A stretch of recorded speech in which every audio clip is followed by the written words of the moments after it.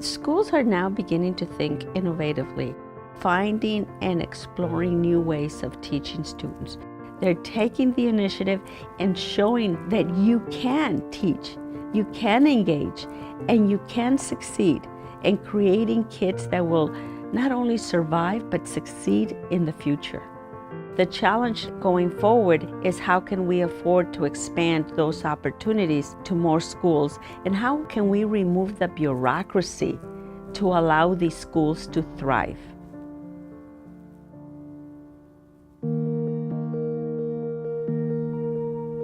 I used to see education as an obligation. I never saw myself as a college graduate or as someone who could even apply to college.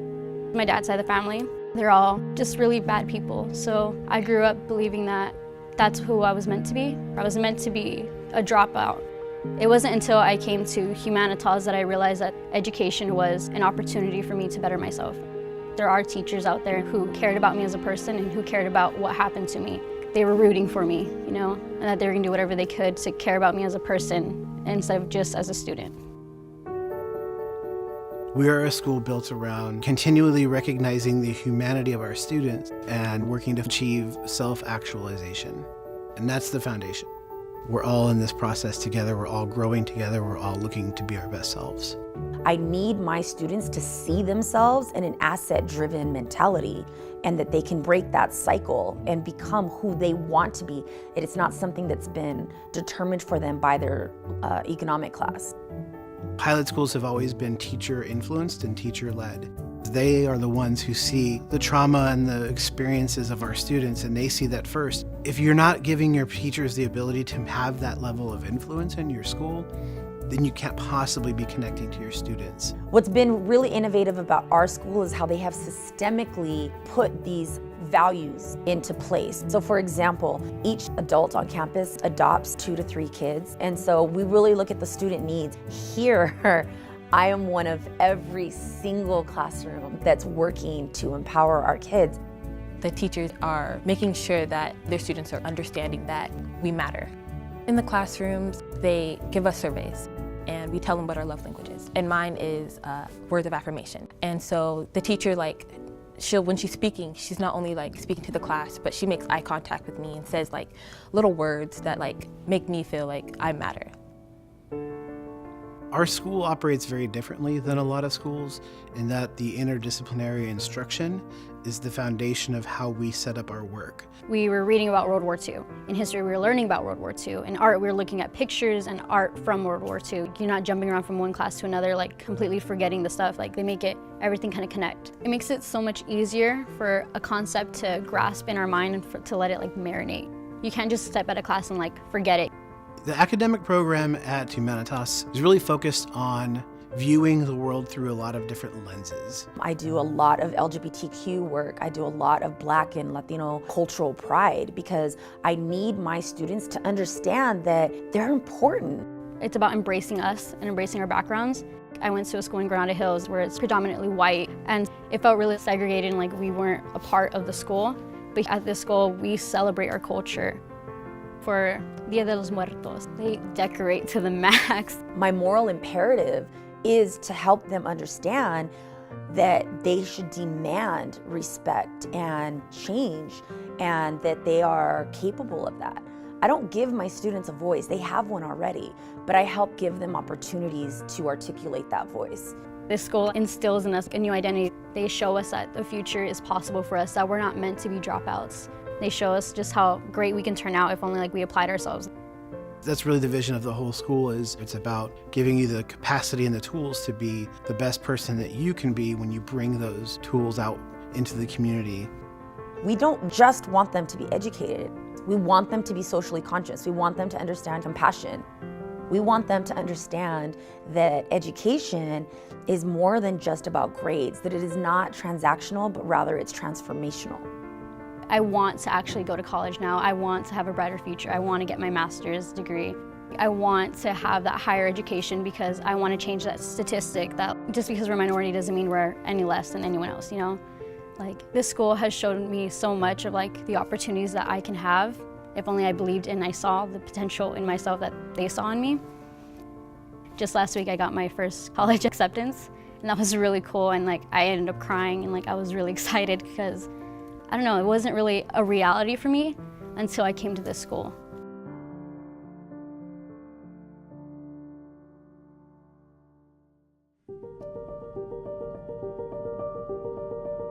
I'm a first-generation Mexican who lives in a below-poverty neighborhood. It was always hard for me because I was born with autism and I was premature, so I never really could process whatever I was being taught, and that was a big problem for me. And I was never able to learn whatever the other kids were learning, and I needed something else for that. I always loved the arts, and my mom wanted to find a school that was heavily influenced by that. She looked everywhere in Los Angeles until she found this school. We started Renaissance Arts Academy out of a belief that all students deserve access to professionally guided performing arts training as part of a comprehensive educational experience. We know that the school system as it exists works for a certain percentage of the population. We also know it doesn't work for a certain percentage. So we looked at that as a question of equity. Where do you put your child who is not going to be valedictorian, but is bright and creative and interesting and has all kinds of things to contribute to the world? My very first time here at Ren Arts, I walked into the building and seeing an open classroom with all different types of ages, all different types of grades. That kind of blew my mind because I would be sitting next to a senior and next to a junior, and I would be the only sixth grader there.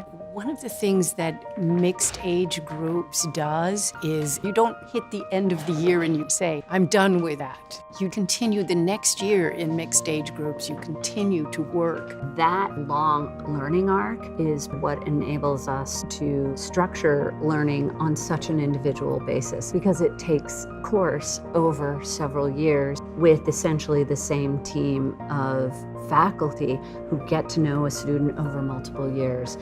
The beauty of the mixed age is that you're constantly next to somebody who has more or less experience or just different experience that you're able to discuss with, hear how they think about something. We would be doing like senior mathematical problems and not knowing what that is, so I felt even more like behind than when I was in public school. But the help with the senior and the junior, being able to help me when I'm in need, that was fantastic.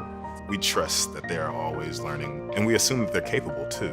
So it's like when we give them Plato's Republic to the sixth grader, we assume you're gonna learn something. Even if it's learning to listen to other people talk about complicated texts. Nobody says, oh, I'm done with Beethoven's Fifth, I played that. You engage with it, with what you have to offer in that moment, and then you come back to it a year later, it's a different experience. You have different things to offer, and you have different things to get out of it. It was always me being quiet in the corner until now where I love talking. I want to bring all of my ideas into the table and hoping that all the younger generation in my rotation can listen to me, or the older seniors in my generation give me feedback on what I'm doing wrong or what I'm doing right. We really believe that all academic work is creative and all creative work is intellectual. It is really important to the culture we build here that the faculty team operates as an ensemble all the time. That is necessary for students to have a model. This is what it means to work together. Our model for the ensemble work goes back to looking at that orchestra. You have everybody's working off the same text, but not everybody is doing the same work. Everybody's playing a different instrument, and each person is contributing to something greater than themselves and something that they couldn't achieve on their own.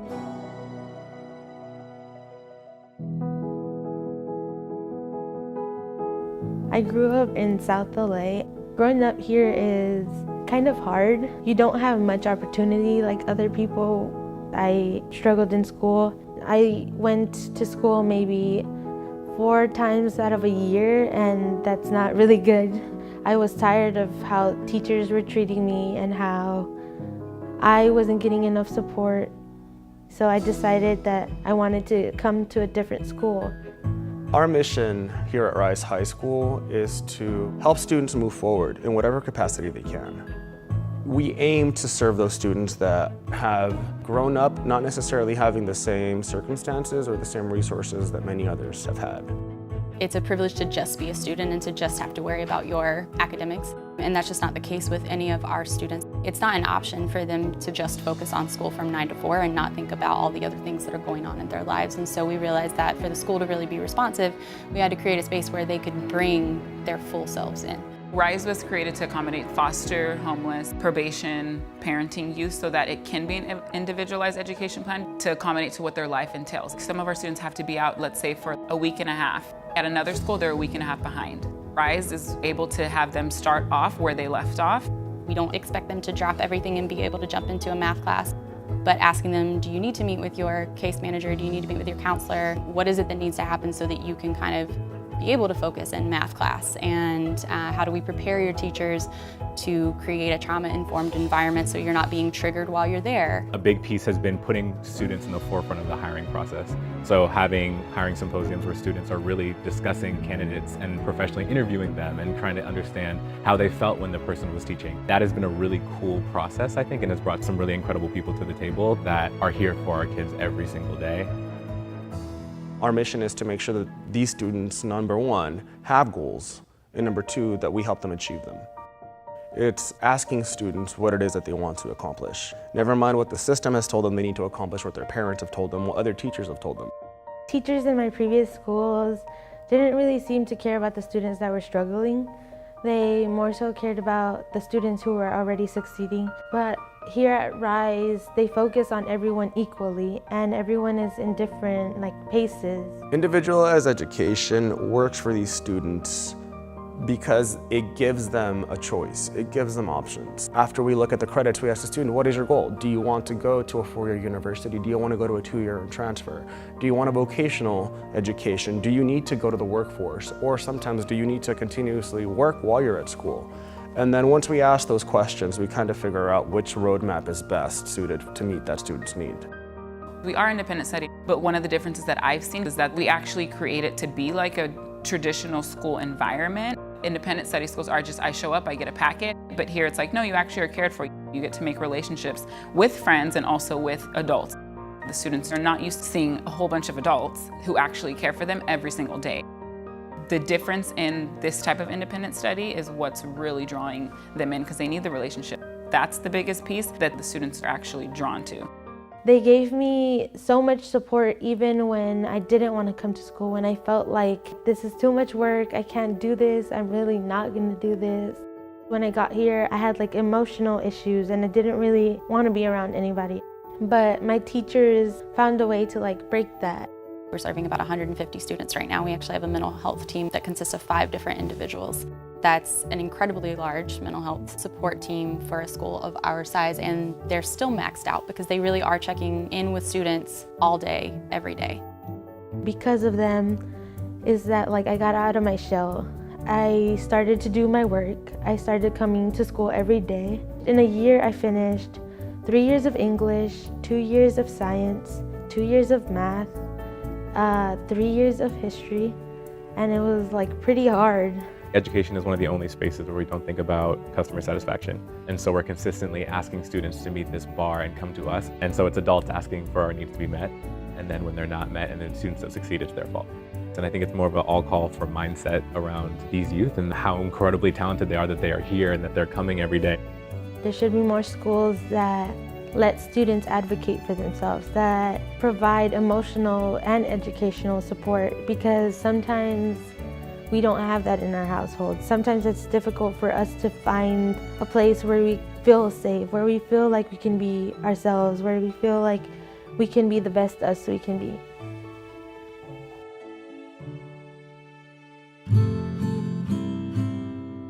In these innovative schools, the one common denominator is that these are caring teachers, caretakers who are there because they want to be there.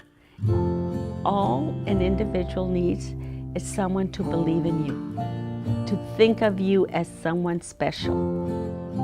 If I believe in you, you're going to try to live up to my expectations. If I believe that you care about me, I'm going to give you my best. You know, that's not taught at graduate school of education. That comes from the heart.